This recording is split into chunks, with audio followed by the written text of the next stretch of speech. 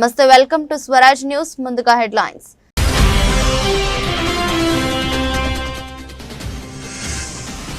జమ్మూ కాశ్మీర్ పహల్గామ్ ఉగ్రదాడిని మరోసారి ఖండించిన అమెరికా. ఉగ్రవాదంపై పోరులో భారత్కు పూర్తి మద్దతు, పునరుద్ఘాటన.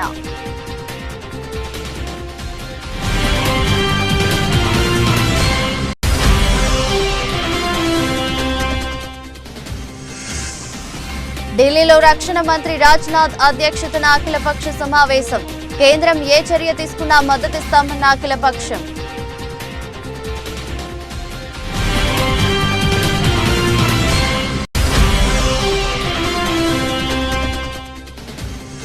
పోలీసింగ్ లో దేశంలోనే ప్రథమ స్థానం సంపాదించుకున్న తెలంగాణ పోలీసులు.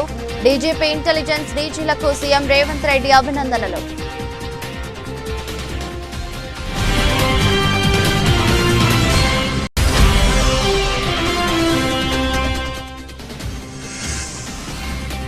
మూలధన వ్యయం పెరిగేలా మౌలిక వస్తువులపై ఖర్చు చేయండి. అధికారులతో ముఖ్యమంత్రి చంద్రబాబు.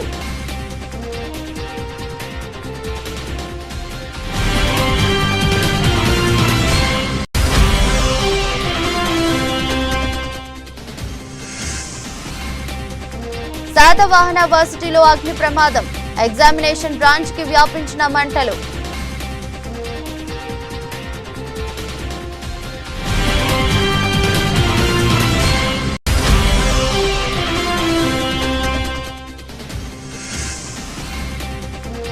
జగన్ 2.0లో కార్యకర్తలకే పెద్దపీట. ప్రజాప్రతినిధుల సమావేశంలో వైఎస్ జగన్మోహన్ రెడ్డి హామీ.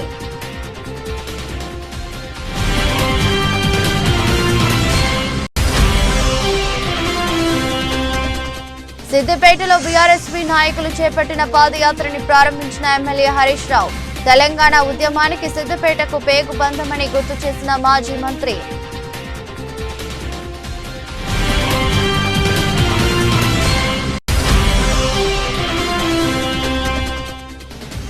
పహల్గామ్ నరమేధంపై ప్రతీకార చర్యలకు దిగిన ఇండియన్ ఆర్మీ.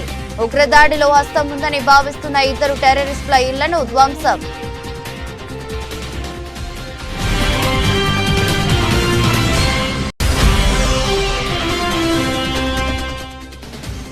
హోమ్ గ్రౌండ్ లో 11 పరుగుల తేడాతో RCB grand victory.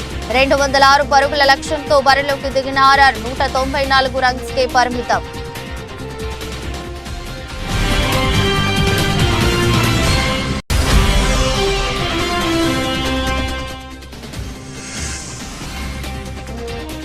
Raja Saab crazy update loading. Fans full waiting.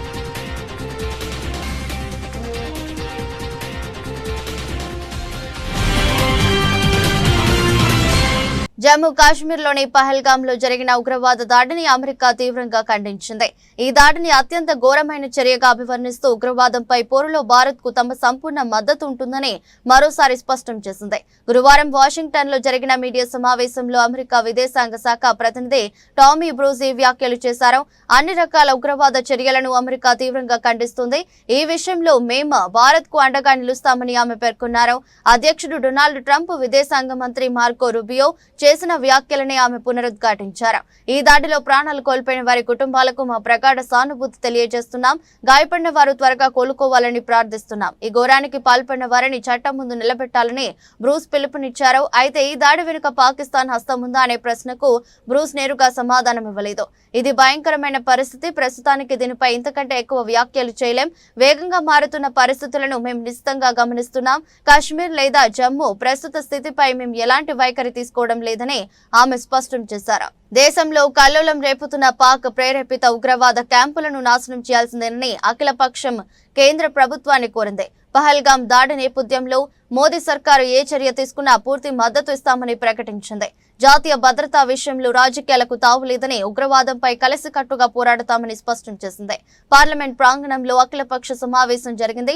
రక్షణ మంత్రి రాజ్నాథ్ సింగ్ అధ్యక్షతన జరిగిన ఈ భేటీలో కేంద్ర మంత్రులు అమిత్ షా, జయశంకర్, నిర్మలా సీతారామన్, కిరణ్ రిజిజు ప్రభుత్వం నుంచి పాల్గొనగా, ప్రతిపక్షాల నుంచి కాంగ్రెస్ అధ్యక్షుడు Mallikarjuna Kharge, Rahul Gandhi, NCP MP Supriya Sule, BJD నేత Sasmita Patra, AAP MP Sanjay Singh, Trinamool MP Sudip Bandyopadhyay, TDP నేత లావు శ్రీకృష్ణదేవరాయలు, ఎంఐఎం ఎంపీ అసదుద్దీన్ ఓవైసీ తదితరులు పాల్గొన్నారు. తొలుత ఉగ్రదాడి మృతులకు అంతా 2 నిమిషాలు మౌనం పాటించారు. అనంతరం ఉగ్రదాడి ఘటన గురించి, దానిపై ఇప్పటి వరకు తీసుకున్న చర్యల గురించి రక్షణ మంత్రి రాజ్నాథ్ సింగ్ వివరాలు వెల్లడించారు. అఖిల పక్షంలో పాల్గొన్న నేతలందరూ ప్రభుత్వానికి మద్దతు తెలిపారు. భారతీయ జాతీయ భద్రతా విషయంలో రాజకీయాలకు తావులేదని కలిసికట్టుగా నిలుద్దామని చెప్పారు. आज ऑल पार्टी फ्लोर लीडर्स का बैठक बहुत सकारात्मक और जैसे हमने एक्सपेक्टेशन किया था वैसे हुआ। शुरुआत में सरकार की ओर से रक्षा मंत्री जी ने बताया कि जो घटना पहलगाम में जो हुआ है उसके बाद भारत सरकार ने सीसीएस बैठक में क्या कदम उठाया, क्या फैसला लिया, उसका भी जानकारी दिया। और फिर सरकार का आतंकवाद के खिलाफ जीरो टॉलरेंस पॉलिसी के बारे में शुरू में बताया कि ये घटना बहुत दुखद है। उसके वजह से जो देश भर में सब लोग चिंतित हैं, उसको लेते हुए भारत सरकार ने और भी कड़ी कार्रवाई करने का मंशा को भी आज जताया है। फिर पिछले कई सालों से कश्मीर के अंदर में शांति से लोग अपना व्यापार कर रहे थे, टूरिस्ट आ रहे थे, गतिविधियां चल रही थी और सब कुछ बहुत अच्छा हो रहा था। तो ये एक घटना ने माहौल जो खराब किया उसको लेकर के सबने अपना चिंता जताया है। सब पॉलिटिकल पार्टी ने अपने अपने विचार को रखा और एक चीज सामने में आया कि देश को एकजुट और एक आवाज में खड़ा रह करके बोलना चाहिए और आतंकवाद के खिलाफ में एकजुट होकर के भारत को लड़ाई लड़ना चाहिए, ये सबने माना है। आदरणीय प्रधानमंत्री जी का आज जो बिहार में देश को मैसेज दिया उसको सबने सुना है। तो उस प्रधानमंत्री जी का जो मंशा है ఆతంకవాద్ కే ఖిలాఫ్. పోలీసింగ్ లో తెలంగాణ పోలీసులు దేశంలోనే ప్రథమ స్థానం సంపాదించుకున్న నేపథ్యంలో ముఖ్యమంత్రి Revanth Reddy, DGP Jitender, intelligence DG Shivadhar రెడ్డిలకు అభినందనలు తెలిపారు. గురువారం పోలీసు ఉన్నతాధికారులు సీఎం రేవంత్ ను కమాండ్ కంట్రోల్ సెంటర్ లో కలిసి ఇండియా జస్టిస్ నివేదిక పూర్తి వివరాలను అందజేశారు. ఈ సందర్భంగా సీఎం మాట్లాడుతూ ఇది తెలంగాణ పోలీసుల సమిష్టి విజయమని, మరింత నిబద్ధతతో పనిచేయాలని సూచించారు. కార్యక్రమంలో ఉప ముఖ్యమంత్రి బట్టి విక్రమార్క, మంత్రి పొంగులేటి, సీఎస్ శాంతికుమార్ పాల్గొన్నారు. కాగా రాష్ట్రంలోని ప్రతి పోలీసు యూనిట్ లో 10 మంది మహిళల కన్నా ఎక్కువ ఉన్న చోట సహస్ కమిటీలు ఏర్పాటు చేయాలని డీజీపీ జితేందర్ సూచించారు. తెలంగాణ మహిళా భద్రతా విభాగం ఆధ్వర్యంలో ఈ కమిటీలు పనిచేయాలన్నారు. డీజీపీ కార్యాలయంలో సహస్ కమిటీల 2 రోజుల సదస్సును గురువారం డీజీపీ ప్రారంభించి మాట్లాడారు. మహిళా సిబ్బంది నుంచి వచ్చిన ఫిర్యాదులను ఎప్పటికప్పుడు స్వీకరించి న్యాయబద్ధంగా, వేగంగా పరిష్కరించాలని సూచించారు. పీపీపీ విధానంలో రాష్ట్రంలో అభివృద్ధి ప్రాజెక్టులను పెద్ద ఎత్తున చేపట్టేలా చూడాలని ముఖ్యమంత్రి చంద్రబాబు అధికారులకు ఆదేశించారు. స్వర్ణాంధ్ర 2047 లక్ష్యాలు సాధించాలన్నా, రాష్ట్రానికి పెట్టుబడులు భారీగా రావాలన్నా పీపీపీ విధానమే ఉత్తమ మార్గమని చెప్పారు. గతంలో తన పాలనా కాలంలో సంస్కరణలు అమలు చేశామని, అందులో భాగంగా పీపీపీ విధానాన్ని వినియోగించి మంచి ఫలితాలు రాబట్టామని ముఖ్యమంత్రి గుర్తు చేశారు. సచివాలయంలో పీపీపీ విధానాన్ని విస్తృతం చేసే అంశాన్ని అధికారులతో ముఖ్యమంత్రి సమీక్షించారు. జిల్లా ఒక యూనిట్ గా జాతీయ రహదారులను అనుసంధానిస్తూ రహదారుల నిర్మాణం, పోర్టులు, వైద్య రంగం, పర్యాటకం, మౌలిక సదుపాయాల కల్పనలో పీపీపీ విధానానికి ప్రాధాన్యత ఇవ్వాలని చెప్పారు. రాష్ట్ర ప్రభుత్వం చేస్తున్న మొత్తం వ్యయంలో మూలధన వ్యయం వాటా మరింత పెంచేందుకు పీపీపీ విధానం దోహదం చేస్తుందని అన్నారు. రాష్ట్రం నిర్దేశించుకున్న అభివృద్ధి లక్ష్యాలకు పీపీపీ మద్దతుగా నిలుస్తుందన్నారు. భారత ప్రభుత్వం India infrastructure project development fund ద్వారా రాష్ట్రాలను పీపీపీ ప్రణాళికలు రూపొందించుకునేందుకు ప్రోత్సహిస్తుందని తెలిపారు. పీపీపీ అమలులో భూ కేటాయింపులు, అనుమతుల్లో ఆలస్యం, వివాదాలు పరిష్కరించకపోవడం వంటి సవాళ్లను అధిగమించేలా అధికారులు చర్యలు తీసుకోవాలని, పీపీపీ ఒప్పందాలను గత ప్రభుత్వం గౌరవించకపోవడం, ప్రైవేటు భాగస్వాములను అభివృద్ధికారులుగా చూడకపోవడం వల్ల రాష్ట్రానికి తీరని నష్టం కలిగిందన్నారు. శాతవాహన యూనివర్సిటీ పరిధిలో గురువారం మధ్యాహ్నం నుంచి మంటలు ఎగిసిపడుతున్న విషయం తెలిసిందే. అయితే సాయంత్రం వరకు ఫైర్ సిబ్బంది ఆ మంటలను అదుపులోకి తీసుకురావడానికి ప్రయత్నం చేశారు. సాయంత్రం సమయంలో మంటలు ఆరిపోయినట్లు నిర్ధారించుకుని అక్కడి నుంచి వెళ్లిపోయారు. కానీ రాత్రి ఆ మంటలు చల్లారకుండా ఎగ్జామినేషన్ బ్రాంచ్ వరకు వ్యాపించాయి. ఈ క్రమంలో అధికారులు స్టోర్ చేసి పెట్టిన ఎగ్జామినేషన్ బ్రాంచ్ కి సంబంధించిన ఆన్సర్ పేపర్లు, ఆ రూమ్ లోని పరికరాలు, స్విచ్ బోర్డులు, ఏసీలు దాదాపు కాలిపోయాయి. శుక్రవారం ఉదయం వాకింగ్ వచ్చిన స్థానికులు మంటలను గుర్తించి అధికారులకు సమాచారం ఇచ్చారు. దీంతో అగ్నిమాపక సిబ్బంది సమాచారం అందించారు. ఘటనా స్థలానికి చేరుకున్న ఫైర్ సిబ్బంది మంటలను అదుపులోకి తీసుకొచ్చారు. కానీ అప్పటికే ఎగ్జామినేషన్ బ్రాంచ్ లో ఉన్న పలు పేపర్లు దగ్ధమయ్యాయి. అయితే ఈ విషయమై అధికారులను వివరణ కోరగా అవి 5 సంవత్సరాల క్రితం ఆన్సర్ పేపర్లని చెప్పారు. వాటిని స్క్రాప్ కి పంపించామని 2-3 రోజుల్లో తొలగిస్తామన్నారు. అవి కాలిన నష్టం లేదని సమాధానం ఇచ్చారు. అగ్ని ప్రమాదానికి సంబంధించి పూర్తి వివరాలు తెలియాల్సి ఉంది.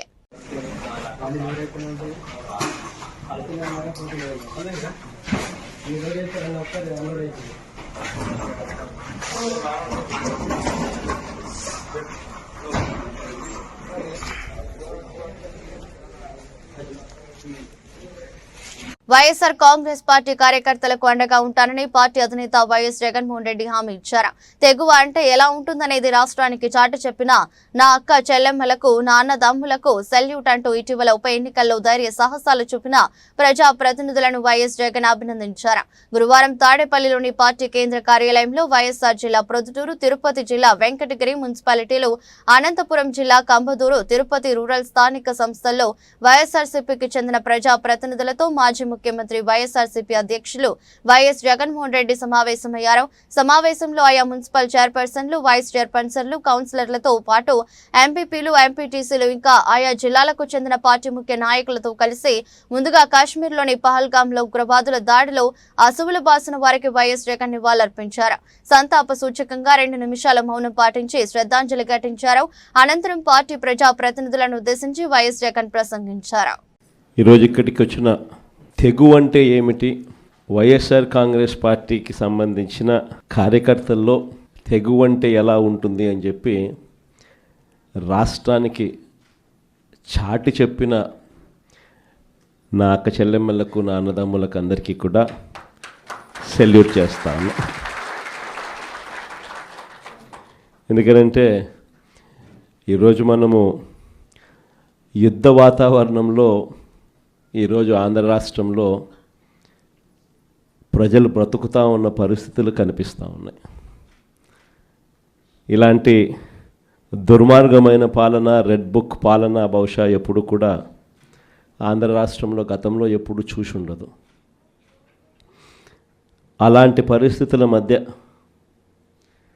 ప్రజాస్వామ్యాన్ని ఖూనీ చేయడం అంత సులువు కాదు. ప్రజల్లో వ్యతిరేకతను గొంతు పట్టుకొని నలపడం అంత సులభం కాదు. ఇచ్చిన మాటను, మేనిఫెస్టోలో చెప్పిన మాటలను నిలబెట్టుకోకపోతే నీ తోలు తీస్తాం అని చెప్పగలిగిన సత్తా వైఎస్ఆర్సీపీకి ప్రతి గ్రామం నుంచి ఆ కార్యకర్త లేస్తాడు అని చెప్పి చాటి చెప్పాం. మీ తెగువకు మరొక్కసారి సెల్యూట్ చేస్తూ అడుగులు కార్యక్రమాన్ని ముందుకు తీసుకొని పోతా ఉన్నాం. ఆశ్చర్యం కలిగించే విషయాలు. ఎందుకనంటే ఎక్కడ కూడా ఈ జరిగే ఈ ఎన్నికల్లో తెలుగుదేశం పార్టీకి ఎక్కడ కూడా బలం లేదు. ప్రజలు ఓట్లు వేసిన పరిస్థితుల మధ్య వైఎస్ఆర్ కాంగ్రెస్ పార్టీ జెండా మీద, వైఎస్ఆర్ కాంగ్రెస్ పార్టీ గుర్తు మీద గెలిచిన సభ్యులు ప్రతి చోట చూస్తే అసలు తెలుగుదేశం పార్టీ ఎందుకు పోటీ పెడతా ఉంది అని చెప్పి ఎవరికైనా కూడా ఇట్టే అర్థమవుతుంది. ఇంకా తిరుపతి రూరల్కి సంబంధించి చంద్రగిరి నియోజకవర్గంలో, అంటే చంద్రబాబు నాయుడు సొంత నియోజకవర్గం, చంద్రబాబు నాయుడు ఇల్లు ఎక్కడుందంటే ఇక్కడే, ఇదే చంద్రగిరి నియోజకవర్గంలోనే చంద్రబాబు నాయుడు ఇల్లు. ఆయన మొట్టమొదటిసారిగా చంద్రబాబు నాయుడు గెలిచిందే ఇక్కడే, మళ్ళీ ఓడిపోయింది కూడా ఇక్కడే. అక్కడ బీసీలు డామినెంట్గా ఉన్న ఆ ఏరియాలో బీసీలకు ఇచ్చి సామాజిక వర్గాన్ని పైకి తీసుకొని రావాలి అని చెప్పి ఎవరైనా చూస్తారు. కానీ అక్కడ బీసీలు ఎక్కువగా ఉన్నారు, వాళ్ళల్లో ఆర్థిక స్థితిగతులు సరిగ్గా ఉండవు. కాబట్టి ఈయనైతే ఆర్థికంగా సౌండ్గా ఉంటాడు, బీసీలను ఎప్పుడు కూడా తొక్కి పెట్టచ్చు అని చెప్పి అక్కడికి పోయి అక్కడ పాగా వేసినాడు. నిజంగా ఏ తెలుగుదేశం కార్యకర్త కూడా ఇళ్ళకి వెళ్ళి వాళ్ళ గ్రామాలలో వాళ్ళు తిరుగుతూ వాళ్ళ గ్రామాలలో ఉన్న ప్రజల ఇళ్ళకు వెళ్ళి బాగున్నారా మీరు అని పలకరించే ధైర్యం చంద్రబాబు నాయుడు గారికి సంబంధించిన ఏ కార్యకర్తకు లేదు. కారణం, చంద్రబాబు నాయుడు గారికి సంబంధించిన ఏ కార్యకర్త అయినా కూడా ప్రజల్లోకి వెళ్ళి వాళ్ళ ఇళ్ళ దగ్గరికి వెళ్తే ప్రతి ఒక్కరికి కూడా వెన్నులో భయమే. తెలంగాణ ఉద్యమానికి సిద్దిపేటకు పేగుబంధం ఉందని బీఆర్ఎస్ ఎమ్మెల్యే హరీష్ రావు యువత చేపట్టిన పాదయాత్ర రేపు బీఆర్ఎస్ పార్టీ అధికారంలోకి రావడానికి విజయయాత్రగా కాబోతుందని చెప్పారు. నాడు సిద్దిపేట నుంచే కేసీఆర్ సైకిల్ యాత్ర చేపట్టి వరంగల్ సభకు ఊళ్ళు కదిలించారని గుర్తు చేశారు. చాలా పార్టీలు పుడుతుంటాయి పోతుంటాయి, కానీ బీఆర్ఎస్ మాత్రం లక్ష్యాన్ని ముద్దాడిందని తెలిపారు. కేసీఆర్ అనే ఒక గొంతు కోట్ల గొంతులను ఏకం చేసిందన్నారు. 14 ఏండ్ల ఉద్యమం, 10 ఏండ్ల ప్రభుత్వం, ఇప్పుడు ఏడాదిన్నర ప్రతిపక్షం, ఏ పాత్ర అయినా బీఆర్ఎస్ పార్టీ తెలంగాణ పక్షమేనని స్పష్టం చేశారు. లంకలో రావణుడి అరాచకాలను అరికట్టడానికి ఆనాడు రామదండు కదిలింది. నేడు మన రాష్ట్రంలో రేవంత్ రెడ్డి ప్రభుత్వం చేస్తున్న అరాచకాలను ఎదిరించడానికి ఈ గులాబీ దండు కదిలిందని చెప్పారు. సిద్దిపేట నియోజకవర్గం కేంద్రం రంగదాంపల్లి అమరవీరుల స్తూపం నుంచి వరంగల్ సభ వద్దకు 1000 మంది విద్యార్థి యువత చేపట్టిన పాదయాత్రను హరీష్ రావు జెండా ఊపి ప్రారంభించారు. మొన్న కశ్మీర్లో పహల్గాంలో మరణించినటువంటి వారిని శ్రద్ధాంజలి ఘటించడం కోసం అందరం కూడా ఒక 2 నిమిషాలు మౌనం పాటిద్దాం. అందరూ కూడా నిశ్శబ్దంగా 2 నిమిషాలు మౌనం పాటించాల్సిందిగా కోరుతా ఉన్నాను. హలో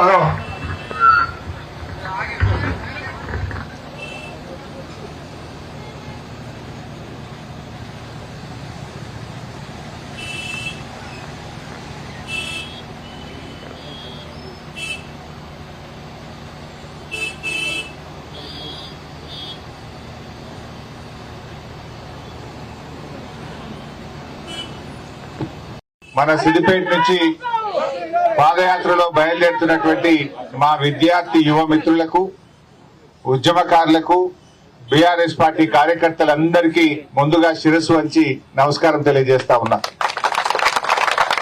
దాదాపు 44 డిగ్రీల ఎండను కూడా లెక్క చేయకుండా 1500 మంది ఎల్లుండి 27వ తేదీ వరంగల్లో జరగబోతున్నటువంటి మన పార్టీ రజతోత్సవాన్ని విజయవంతం చేయడానికి స్వచ్ఛందంగా తరలి వచ్చినటువంటి మీ అందరికీ హృదయపూర్వకంగా శుభాకాంక్షలు, అభినందనలు తెలియజేస్తా ఉన్నా.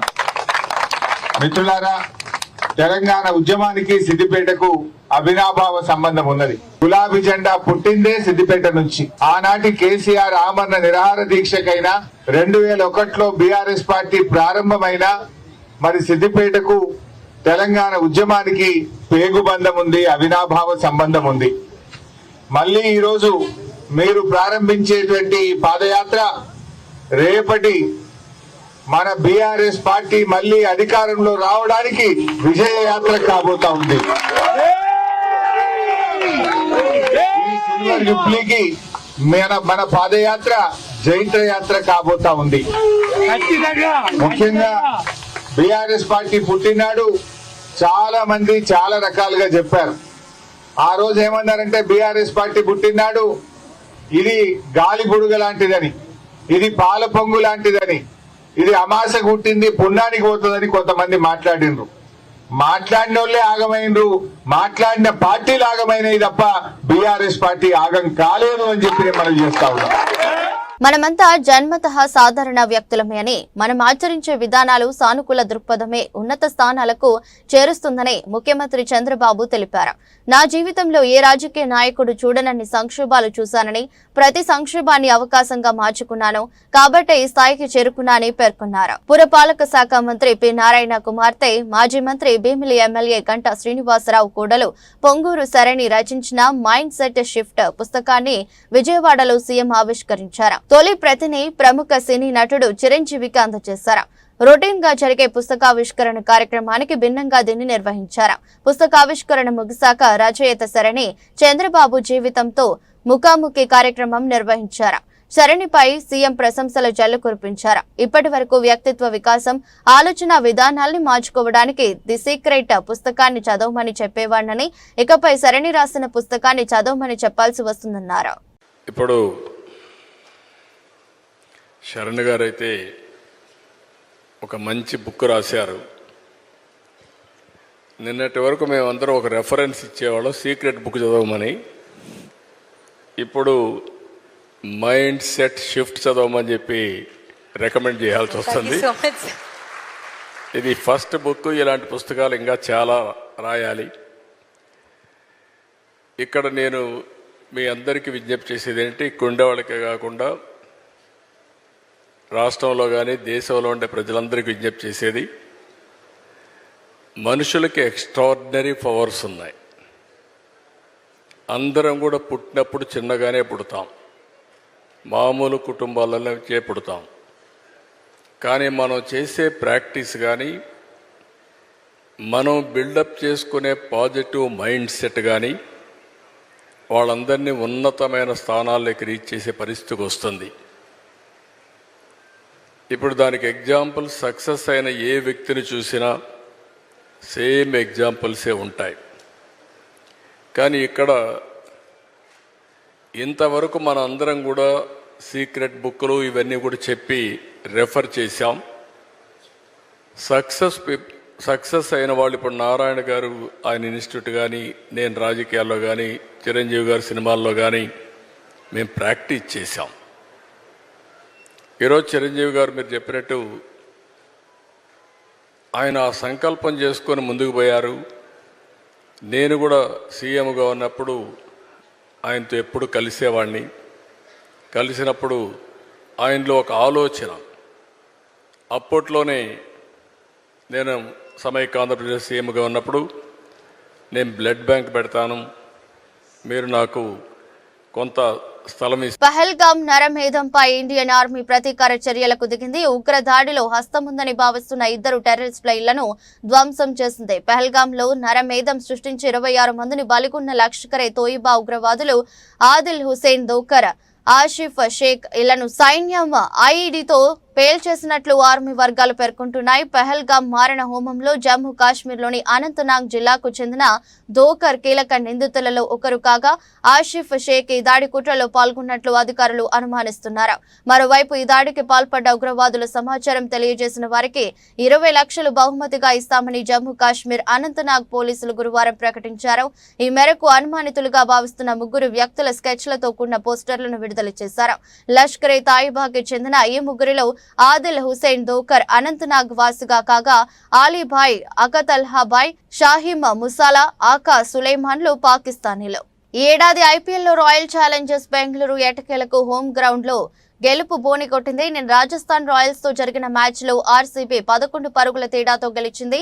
206 పరుగుల లక్ష్యంతో బరిలోకి దిగిన ఆర్ఆర్ను 194 పరుగులకే కట్టడి చేసింది. రాజస్థాన్ బ్యాటర్లలో యశస్వి జైస్వాల్ 49, ధ్రువ్ జురేల్ 47, నితీష్ రాణా 28, రియాన్ పరాగ్ 22 పరుగులతో పర్వాలేదనిపించారు. బెంగళూరు బౌలర్లలో హజిల్వుడ్ 4 వికెట్లు పడగొట్టగా, కృణాల్ పాండ్యా 2, భువనేశ్వర్, యష్ దయాల్ చెరో వికెట్ తీశారు. అంతకుముందు టాస్ ఓడి బ్యాటింగ్ కు దిగిన ఆర్సీబీ నిర్ణీత 20 ఓవర్లలో 5 వికెట్లు కోల్పోయి 205 పరుగుల భారీ స్కోర్ చేసింది. విరాట్ కోహ్లీ, దేవదత్ పడిక్కల్ హాఫ్ సెంచరీలతో రాణించారు. ఓపెనర్ ఫిల్ సాల్ట్ 26 రన్స్ చేయగా, చివరిలో టీం డేవిడ్, జితేష్ శర్మ బౌండరీలతో మెరిపించారు. ఆర్ఆర్ బౌలర్లలో సందీప్ శర్మ 2 వికెట్లు తీశారు. అనంతరం 206 పరుగుల భారీ లక్ష్య ఛేదనతో బరిలోకి దిగిన రాజస్థాన్ కు ఓపెనర్లు జైస్వాల్, సూర్యవంశీ శుభారంభం అందించారు. ఈ ద్వయం తొలి వికెట్ కు 52 పరుగుల భాగస్వామ్యం అందించింది. ఆ తర్వాత వరుస విరామాల్లో వికెట్లు పారేసుకోవడంతో ఏ దశలోనూ ఆర్ఆర్ లక్ష్యం దిశగా సాగలేదు. అదే సమయంలో మరోసారి డెత్ ఓవర్లలో బోల్తా పడే బలహీనతను ఈ మ్యాచ్ లో రాజస్థాన్ దాటలేక చతికిల పడింది. చివరి 12 బంతుల్లో 18 పరుగులు చేయాల్సిండగా 11 రన్స్ తేడాతో పరాజయం పాలైంది. కాగా సొంత మైదానంలో తొలి 3 మ్యాచ్లలో ఓడిన ఆర్సీబీ ఈ మ్యాచ్ లో మాత్రమే సూపర్ విక్టరీ సాధించింది. కల్కి చిత్రం తర్వాత ప్రభాస్ నుండి మరే చిత్రం రాలేదు. ఇప్పుడు ఫ్యాన్స్ అంతా కూడా డార్లింగ్ నటిస్తున్న రాజాసాబ్ చిత్రం కోసం ఆసక్తిగా ఎదురు చూస్తున్నారు.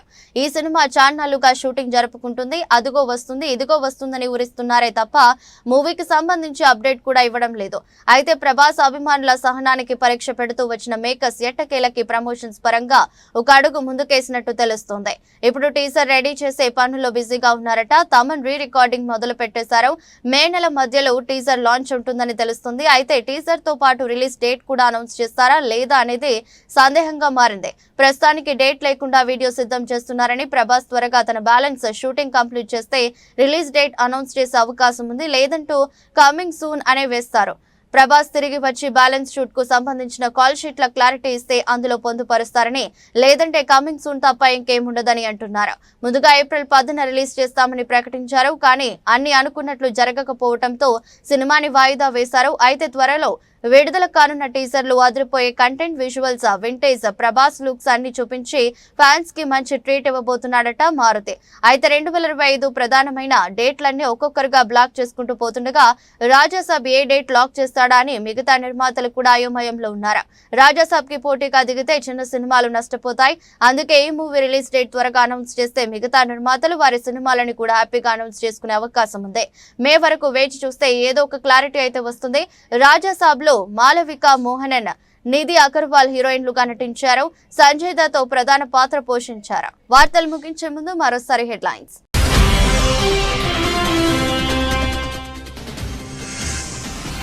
జమ్మూ కాశ్మీర్ పహల్గామ్ ఉగ్రదాడిని మరోసారి ఖండించిన అమెరికా. ఉగ్రవాదంపై పోరులో భారత్ కు పూర్తి మద్దతు, పునరుద్ఘాటన.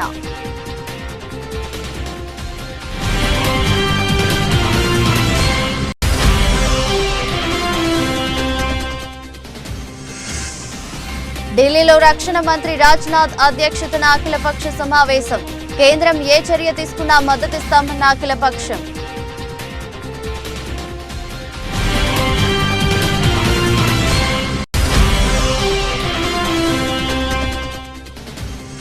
పోలీసింగ్ లో దేశంలోనే ప్రథమ స్థానం సంపాదించుకున్న తెలంగాణ పోలీసులు.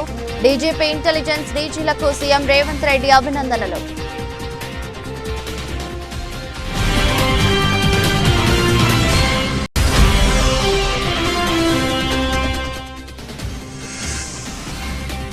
మూలధన వ్యయం పెరిగేలా మౌలిక వస్తువులపై ఖర్చు చేయండి. అధికారులతో ముఖ్యమంత్రి చంద్రబాబు.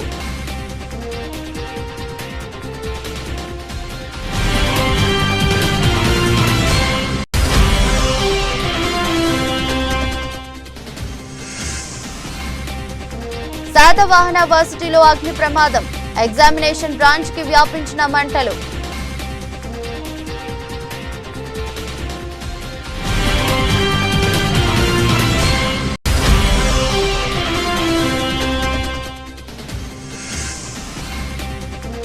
జగన్ 2.0లో కార్యకర్తలకే పెద్దపీట.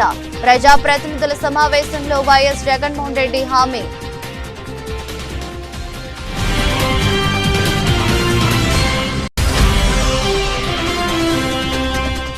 సిద్దిపేటలో బీఆర్ఎస్పీ నాయకులు చేపట్టిన పాదయాత్రని ప్రారంభించిన ఎమ్మెల్యే హరీష్ రావు. తెలంగాణ ఉద్యమానికి సిద్దిపేటకు పేగు బంధమని గుర్తు చేసిన మాజీ మంత్రి.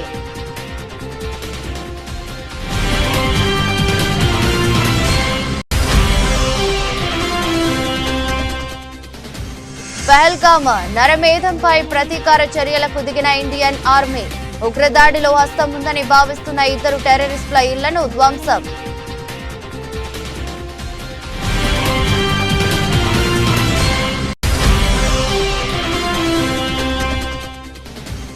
హోమ్ గ్రౌండ్ లో 11 పరుగుల తేడాతో ఆర్సీబీ గ్రాండ్ విక్టరీ. 206 పరుగుల లక్ష్యంతో బరిలోకి దిగిన ఆర్ఆర్ 194 రన్స్ కే పరిమితం.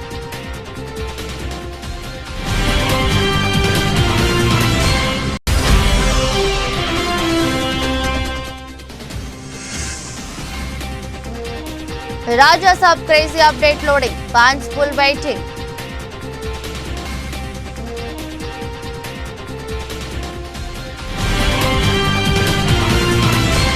ఇది బులెటిన్. మరో బులెటిన్లో మళ్ళీ కలుద్దాం. అంతవరకు సెలవు. నమస్కారం.